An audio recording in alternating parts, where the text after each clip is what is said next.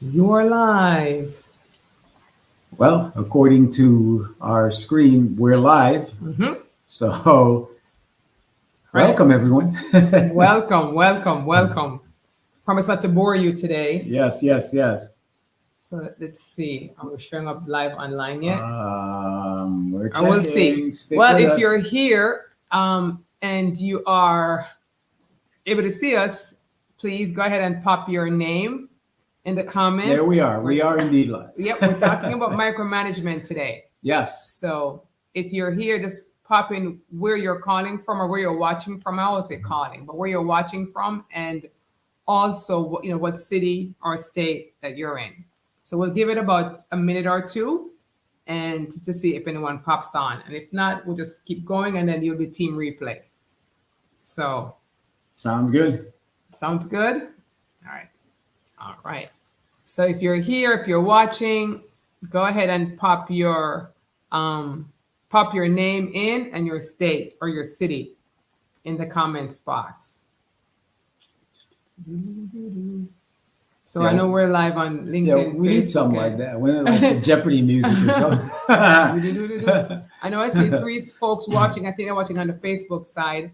So LinkedIn, if you're watching, just go ahead and pop your name in the comment field and what state. And we're going to honor people's time. So we'll give it another 30 seconds and then we're going to jump off. We are going to jump off the topic.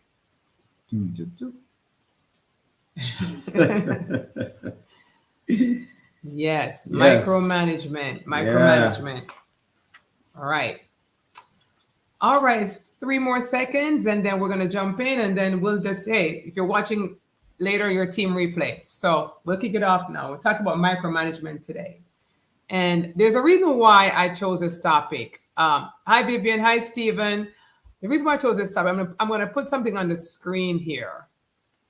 So this was a post I did a few months back on micromanagement. And that post, as you can see, garnered 4,176 likes, 120 comments, and 742 shares because so many of you resonated with that post, right? With micromanagement, the inability to let competent people own work they have shown they can do well.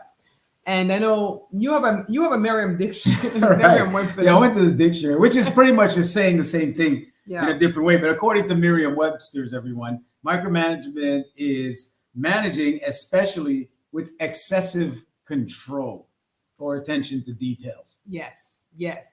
And Vivian, yes, there will be a replay when this is done. So you didn't miss anything. We're just kicking off right now on micromanagement. So Wayne has me in the hot seat. He's going to ask me questions. So go ahead, Wayne. Yeah. So let me remove this.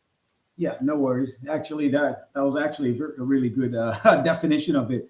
So, all right, we know micromanagement is a problem, right? It causes certain issues. So, what are the causes of micromanagement? Right. So why do we get into that? Or CEOs or leaders of organizations or divisions, where does it come from?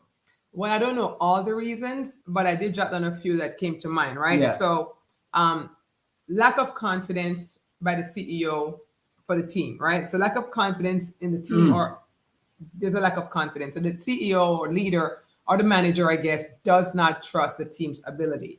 Right.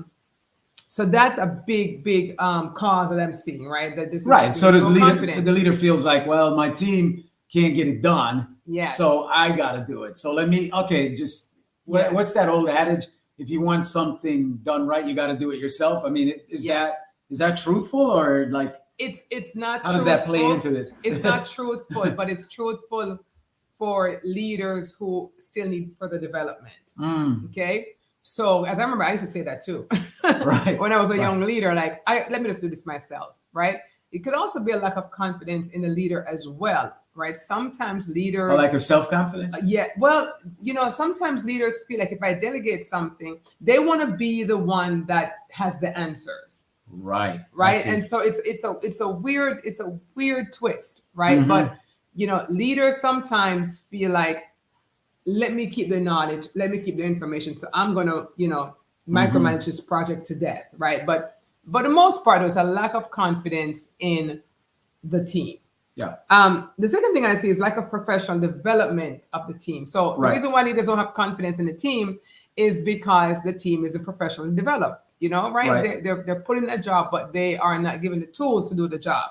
Right. So hence leaders have to micromanage. Well, why would that happen? Why would leaders put people in the job that aren't prepared to do the job, or it happens the wrong people for the job? Well, it happens every day, right? You hire people, you put them in a position, but the part two is to develop them for the position, right? And so, but that always comes with a training budget, right? And so, and time, right? And mentorship, and just like an investment in people. And a lot of leaders they're on the run, and they just don't have time to do that. So, the team isn't professionally developed, and so even as the company expands and grows, the people aren't necessarily growing to meet that. So then the leader keeps doing the work, keeps managing the work, keeps micromanaging the work. Well, is it because the leader doesn't have the time, or is it because the leader doesn't make the time? Is there a distinction there? Like what? Yes. Well, yes, it's part of the problem with that is that leaders sometimes find themselves in roles or, doing stuff that they're not supposed to do. We're going to talk about it a little bit later. So they really don't have the time because their time is filled up with things that they shouldn't be doing. Gotcha. Right? So they truly don't have the time because their days are maxed. But we're going to talk about really what should be on a CEO's desk or, in their workflow and what shouldn't be. We're going to talk about it in a minute. Lack of automations and processes, right? So, for example, sometimes we're using archaic methods, right? We're double working. So, for example, there might be a system that can do the work, but we're doing double work. We're having data in that system and data in another system when it could just be one system. Right. So, just looking at tech and seeing how you can automate better, right? Because then it gives your people more time to do the work, right? And less time for the manager and leader to micromanage. And hey, as we're talking, if you're popping on now, feel free to put your name and your state or in the comments here on the screen. Procrastination. Now the procrastination, Wayne, is on the leader's side. Right. They're doing tasks, right, that they don't need to be doing. Right. Because they're trying not to do their big tasks that they should be doing. Right. So it's like an escapism, right? Right. So that could be a part of it. So I'd rather keep my hands busy over here with all these little things versus the big things. Turning around and facing the really large tasks that require my attention, me CEO or leader attention. Gotcha. Yes. Yeah. And then the last thing I have is, I have here self-sabotage, right? Yeah. Which is how does that work? Is a fear of failure or a fear of success. But a lot of these are fearful of failure, right? Yeah. So that's why they have I gotta do it myself. I gotta do it myself. Right. And sometimes, really unconsciously, there is that fear of success. So let's keep it small. Right. I don't want to delegate out to other people or whatever. Right. Because I really have a fear of maybe it works and we grow. Right? We might grow. And then I got more responsibility. Right. And I'm not prepared to grow. Yeah. So it could be a little bit of an unconscious self-sabotage. Yeah, that's true. Yes. Yeah, that you're not even aware of. Yes. That's what's going on. That's the motive behind your actions. Absolutely. Yeah. Absolutely. Yeah. So if you guys are watching on, hey, feel free to put your name and ask questions too in the box. In the comments stream. All right, wait, so what else you got for me? So I'm going to play a little devil's advocate here, Okay. I'm a lawyer, so I get to cross-examine you a little bit. Oh, boy. All right. Okay. Or, throw you a little curveball here. Okay. All right, so here's the deal. I know there'd probably be some leaders who would say, all right, so what's so wrong with micromanagement then, right? Or according to the Miriam's version of it, attention to details, right? Like you've heard of these leaders, they're like really zoned in on, they know every detail of their work or of their processes or of their business, and they really pay attention to detail because, that's what the customer wants, right. According to this theory. So what's so wrong with that then? If I'm the leader and I'm just like, I want to know that every single detail is done right. I used to be that way too, to be honest, right? And I do believe that managers, leaders, owners, whatever, that they should really have a good sense of how the work is done, right? Right. But that works when you're small, right? When you're small and we're all in the same room, we're a startup. Hey, the manager, the owner, the founder, they know everything. They know they know what you know. But as you get bigger, it's not possible to keep up with the minutia, with the small details. That's where you hire people so that you can continue to work on the business, work on the big things like expansion, etc. Right. So if you continue to do that, then to work in the business versus on the business, what are some of the consequences? It kills team morale. First of all, it kills team morale, right? Because when you hire people, you're hopefully hiring intelligent people. Right. So that you're hiring them and you need to empower them to do the work. Nothing is worse than I'm working for someone. I know I have good quality, good talents and skills, but I'm not able to exercise those skills because, man, you're always doing my work for me, right? You're always, you're not making me grow. You're not making me stretch. So that kills team morale. Right. And it's hard to push back on the CEO or the leader sometimes too. Like, get out of my way. But how do you say that? It's hard. Yeah. It's very hard. Stephanie's asking from Illinois, could it be that leaders who micromanage learn the behavior but never thought to challenge it and do better? It could be. Like Stephanie, I'm just being honest. I used to be that way earlier in my leadership, because I was in a startup, and dressed up as detail oriented, and being detail which sounds very positive, right? Yes, it sounds positive, and being like a jack of all trades. I used to say that, hey man, I can do multiple tasks. I know everything about this business. That only works up to a point, okay, and then it's just not effective. It's not efficient. Yeah.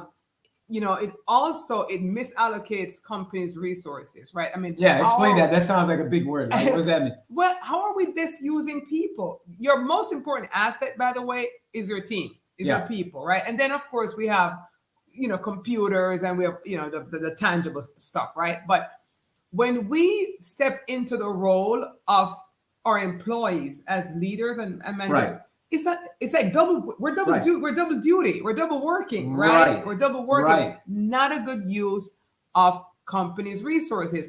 It'd be better if we divided, right? You do leadership stuff, let me do my admin stuff, right? A leader shouldn't be doing admin stuff. I always say this. If you're a leader, a CEO, a founder, and you're doing something that your clerk could do or your admin could do, you shouldn't be doing it. Yeah. You shouldn't be doing it. Not if you have the team, not if you have the staff to do it. Yeah. It also creates confusion, right? And causes mistakes when there's this micromanagement. Again, we're all human beings, right? Right. We need to feel like we're thriving. Right. I mentioned last week that one of my first jobs here, I worked with a Fortune 500 company years ago when I was in my 20s. But I always loved going to work because it was a thriving, growing environment, right? I felt like when I got to work, I was going to learn something. I was going to be challenged. I was going to be empowered. I was going to be mentored. I was going to be coached. I wasn't competing with my manager who was trying to do my work for me. So it's a morale killer. It's not a good use of company resources. Yeah, and I imagine it's also extremely inefficient. It is. Because then we're tripping over each other because maybe I'm working on something. I'm the worker, right? Yeah. And I'm working on something, but then the leader's also working on it. Then so you got two people working on the same thing. Then later on we come together. Maybe we even send mixed signals to clients or whatever, right? It can get chaotic. Exactly. Yeah. And another thing too, as you mentioned, and I'm going to just put this comment on the screen. It's like the whole mixed signals and the chaos. It's like, just again, think team morale. Nobody wants to work in a chaotic environment. Right. There's just no need for that. Yeah. Leaders lead, right? Leaders lead. Leaders don't do granular work. Not when you get to that stage in your business. Yeah, definitely not as your job description anyway. No. And of course, sometimes everyone's got to get down in the weeds a little bit, get your fingers dirty or whatever the case is, handle the thing. Yeah. I mean, that's part of being a leader, but that shouldn't be like your job description. It shouldn't be. Right? It shouldn't be. And Julianne says, love the correlation of detail oriented to the concept of micromanaging. It's all with good intent, just the need to recognize how other experiences are leading. And it's so true. Yeah. Julian, you said it the right way. It's good intention, because I used to be like, I'm detail oriented, like I said. Yeah. But you're right. How were people experiencing me as a leader? You're right. They were. And how are they growing? And they're not growing. They're experiencing me as a non-confident leader.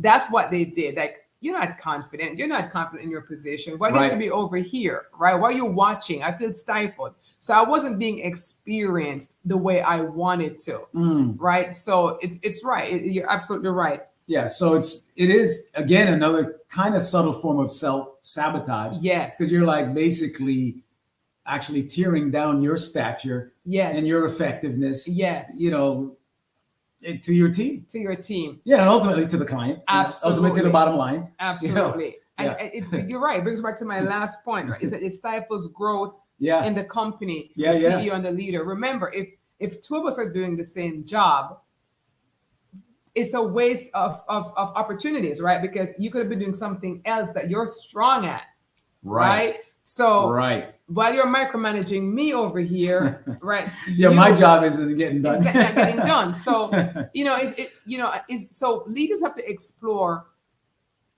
why they're micromanaging. If your team needs development, develop the team, right? To me, it's best for you to stop and spend those funds on team development so they can do the job, rather than you trying to do the job with everything else that you have to do as a leader. Yeah. That's an interesting point that you bring up there too, Sharon, because I think sometimes the financial aspect is a part of the decision making. Yes. Right? Yes. That how do I invest the money? You know, I can maybe take more out. Yeah. Or I could leave some in and invest that back in the team. Yeah. So if I take it out, I enjoy it now. Yeah. Right. It's kind of more of a short-term benefit. But if I put it back in, then it's more for the long term. We're building a team that can scale and a team that can grow. Right. So that's part of the mindset of the leader too. Yeah. Yes. Someone said on one of the posts yesterday, they said that someone in the comments said that leaders should really put professional development and training as part of their strategy, but many leaders don't, right? Yeah. It's like by the way, so by the way, but to avoid like these issues, like the micromanagement, right? The burnout of your people. Yeah. Budget that in from the get-go. Even if you're a small company, even if you are a 3-person company, I would budget that training and development. We when we were a small practice, sure, we always had training programs, right? Because there are things that are inexpensive that you can bring to the table for your employees. Remember, when you invest in the employees, they're going to invest back in you and the company. Yes. Right. So it's a win. Yeah. It's a win. Yep. Well, okay. We've kind of described the problem. Yeah. And some of the issues that I'm sure many of you, especially with regard to the reaction to that post. Yes. Right. Yes. What is it? Over 4,000 reactions or whatever it is, probably over 100,000 impressions or more on that one post. So this is a big issue for people. So then how do you break the cycle of it? How would you help if I were the CEO coming to you? All right, Sharon, you're my coach, and I'm struggling with this. I really feel like I got to have my hands on the levers of everything, and I can see where it's causing maybe some problems, or maybe I can't see it, but someone pointed it out. Right. So I've come to you to say, is this for real? And if so, what can I do about it? Well, one of the first things I would want to do with that CEO is to have them recognize the need, recognize that they are micromanaging. Right. And I've got to see it first, right? They gotta see that they're micromanaging first, right? Yeah. And usually, they don't. Yeah. So usually, so the question is, how do you get a CEO to realize that you're micromanaging? It goes back to this question that I would ask. If you're doing tasks that can be comfortably handled by anybody else on your team, you're probably micromanaging. Right. Right. Yeah. So that's like if it walks like a duck, it looks yes, maybe. you're probably micromanaging. So why are you doing that? Why are you doing these smaller tasks when the company would be better served if you're working on the bigger things that only you can do. Right. We're going to show a chart, with some ideas, with that, I'm going to actually put up a chart real quick. Sure. And you all know the Stephen Covey's chart, right? Quadrant activities. And so we popped some stuff in this chart just for you guys to look at. So if I'm working with a CEO, we all know there's 4 boxes, right? Urgent and important, not urgent, but important, not important, but urgent, and of course, not urgent. Neither urgent or important. Which we gotta eliminate. So if I'm working with a CEO who is micromanaging and who is just having issues with their team, all right, I'm going to say, hey, let's categorize your work. There are some things that you just have to handle, like that it's deadline driven, right? An emergency. You're about to lose a client or a donor. That's an emergency, right? A last minute prep for a big presentation or a pitch or whatever. But that's not your life. But that's just the emergency, right? And that's true urgent that you cannot delegate those things to a team member. Pressing issues, right? Like, okay, this is going to impact our bottom line, impact our people, impact our team if it doesn't get done. So fire that. The CEO or the leader has to put out. Exactly. Have to put out. So, by the way, while we're talking, guys, if you have a question, please feel free to just post it in the comments, or if you have some feedback, we'll be happy to listen to that. Where the CEO wants to spend his or her time is in the not urgent but important category. Right. Business expansion, right? Mm-hmm. Turn the focus on business expansion, professional development for self and for team. Yeah. Right. Right. Because it's important. It's right? important. It's really, it might be detrimental and not like really crucial. Yeah. But it isn't urgent. It's not urgent. If the CEO doesn't get some coaching or go to a class, or if Bob, the manager of this department, doesn't get trained tomorrow morning, the company is not going to crater, right? So, and that's the problem with those things. Yes. It is really, really vital that Bob get that training, because Bob is like running your people out of the, people are quitting based on Bob. Right. But because they're not quitting tomorrow, you put it off. You put it off. Right. But that's where, a CEO could redirect his or her efforts, right? Yeah. Performance reviews, and I'd like to ask the audience this, even if you're watching on Team Replay, does anyone do performance reviews anymore? I mean, I remember as a young, as a career person coming up, not only did I do performance review, as a leader, I gave performance reviews. Right. I think people just give raises nowadays without reviews, but reviews are so important because it validates the employee's work. But this is a non-urgent but important task, right? Performance reviews, long-term planning, long-range planning, long-term planning for your company. Mm-hmm. Client cultivation, donor cultivation. These are the things that your admin cannot do. That your admin is not going to do for you, right? No, your admin can do other things, but they cannot do that for you. Yeah. The branding of your messaging, how is that? Right. Is that changing? Do you need to work on your branding? Do you need to work on your messaging? Right. Because the CEO or that leader is the spokesperson, right? The founder or the CEO is a spokesperson. They're the brand. Yeah, for the organization and for the brand. And so who else is going to wear that hat? They're in charge of it, Wayne. They're in charge. And last but by no means least, self-care, right? Caring for self, caring for health, right? Creating your proper boundaries, creating the white space on your calendar, making sure that you have those white spaces. Yeah. So when you micromanage, you're creating up your white space with tasks that can be handled by someone else. And I want to say to some CEO who's going to watch this or is watching currently, or maybe you're not a CEO, but you're leading a division of a company, that, look, you could plan that in. You see, you could be intentional. That's what the quadrant 2 box is about. Yes. It's about those things that are vital and important to your company. And even self-care should be planned in. You should look ahead, plan it in, and then execute on it. Because your health, I forget, we were watching Damon John speak, the shark. And he was saying that old proverb that a man who is healthy has 1,000 wishes. A man who is ill has one. That's right. Right? One and so wish. Your health is your wealth. And so it's important too, team, that we block that in. We plan that in, because our self-care is just as important as, the longevity of the company. Yes. Yeah. Hi, Eva, and hi, Stephen. So we're talking about micromanagement, and how we can help CEOs and leaders and managers from stop micromanaging. So we're talking right now about, the quadrant, Stephen Covey's quadrant activities, right? So obviously in box 1, yes, they have to prioritize it. And number 2, yes, they need to spend time there. And if CEOs are spending time there, CEOs, leaders, managers, then they don't have the bandwidth and the time to micromanage. Right. And Stephen says, no, performance reviews serves as an opportunity to discuss the relationships and pivot the most successful path forward. Stephen, I'm a big believer in performance reviews. I just don't see it a lot anymore, but I'm a big believer. And that's the kind of activity that a leader or a manager, should be spending some time getting back to the basics. Because again, you kick it down the road. Yeah. But it's one of those kind of long-term things that has such a profound effect on the morale of the team. Yes. Right? It does. So it's impacting you in the long term, but it's impacting you today too. Yeah. Because if the person doesn't know that they're valued,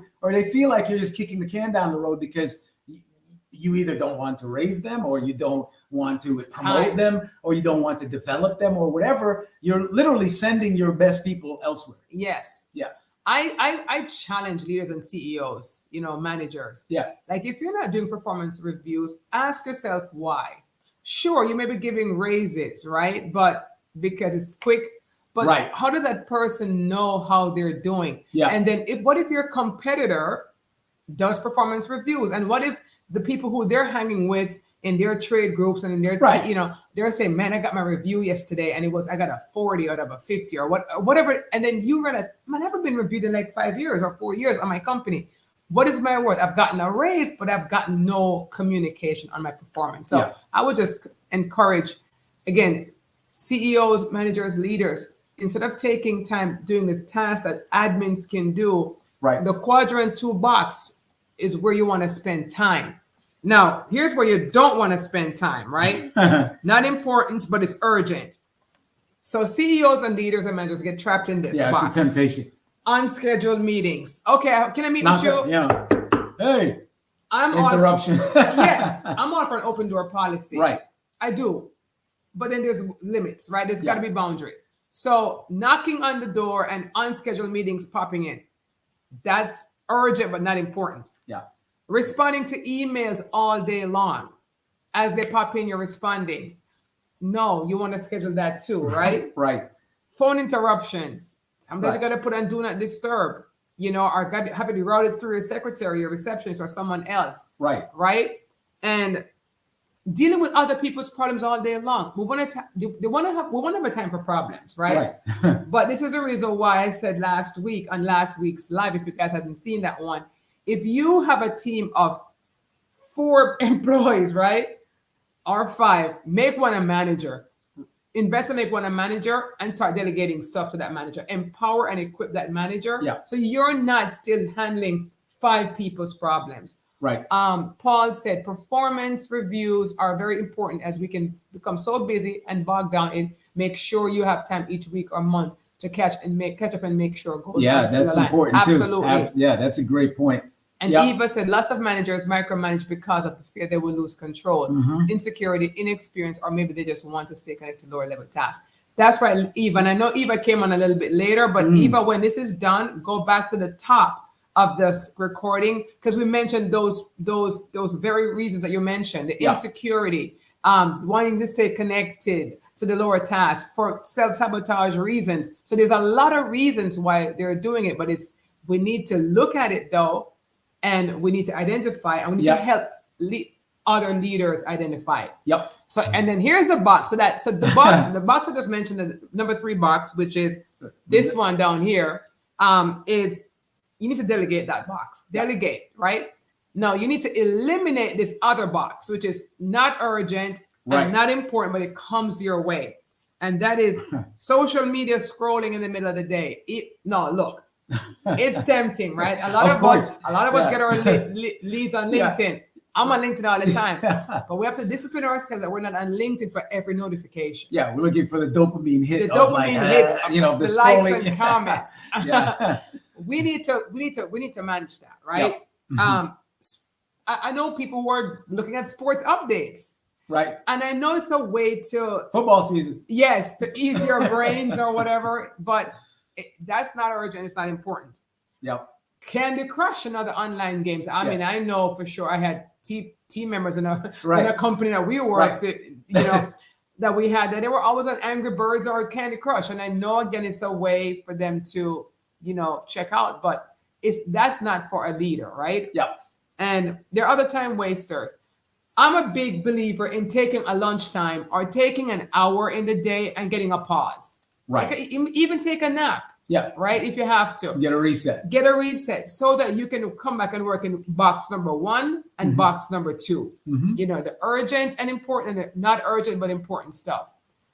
Stephanie says leaders can also use performance reviews to get direct feedback from individual employees to help improve individual performance, group processes, workplace culture, and overall organization performance. Yeah. Stephanie and the others who commented on the performance reviews, I hear you. And I'm so glad to see that other people are believing in that performance review culture. Something that I see that's really been missing of late, Wayne. Yeah, don't run away from it. Yes. So so those are my boxes, guys. Those are the boxes that we have here for how where I think you're better served as a CEO, manager, or leader than playing out here in a granular, which we doing stuff your admin can do. Yep. So delegate low-level tasks to assistants. That's why they're there. It's called assistants, right? Right. They're there to give you help. Yep. And create document systems and processes that teams can easily follow. We all know that documentation and processes are key in running an efficient organization. And someone should be able to come in and pick up and sit in the chair and just do the work. And do the work, right? Yes. There's a system, there's something to follow. Yes. And if you don't stop and take the time to do that, then you are forever perpetuating chaos, or confusion, or you're sort of putting out a fire every day. And that's one point that I want to make earlier, Sharon, when you had the quadrants up. Folks, yes. You want to put it back up? No, that's okay. You could let it ride. If you spend the time in quadrant 2, right? Those really important tasks that are not urgent, they're not on fire. Quadrant 2 takes care of quadrant 1. Yeah. You see, when you spend the time in quadrant 2, it will lessen. I'm not saying you'll get rid of all emergencies. That's the nature of an emergency, right? Or a pressing deadline. They'll come up. But when you spend time in quadrant 2, you definitely chop down quadrant 1. You'll be putting out less fires when you review people, when you think long-term, when you develop yourself, et cetera, right? Absolutely. Less problems in quadrant 1 when you spend more time in quadrant 2. Absolutely. And, look, it always looks like we're always bashing leaders, but you know what? Leadership is everything. Yeah, we want to get better. Everything. It's everything. The country needs a leader. I mean, yes. The world needs leadership. I mean, your company needs a leader. I mean, and leaders have a special responsibility. Yes. Without leaders, where would we be, right? Without someone leading and in charge. And that's why leaders they should not use their precious time and gifts doing stuff that other people can do, right? And I know we have a John Maxwell fan on the call with Miss Eva, a John Maxwell coach, but I think it was Maxwell who said I know I've probably heard it from you, that if there's 5% of a leader's job that only the leader can do, right? 5%, 95% of the leader's job anyone else can do. But it's that 5% you need to spend that time in that quadrant 2 over there doing your 5%, doing that 5%. So we're gonna take maybe one question and then we're gonna wrap it up because we don't want to be on here too long. But if there's any questions or feedback, pop it in. We're gonna give you like 10 seconds, and if not, we're gonna just say goodbye for today. And if you're a team replay, you're watching this after 4:30 p.m. Eastern. Just hit hashtag team replay. Any questions, guys?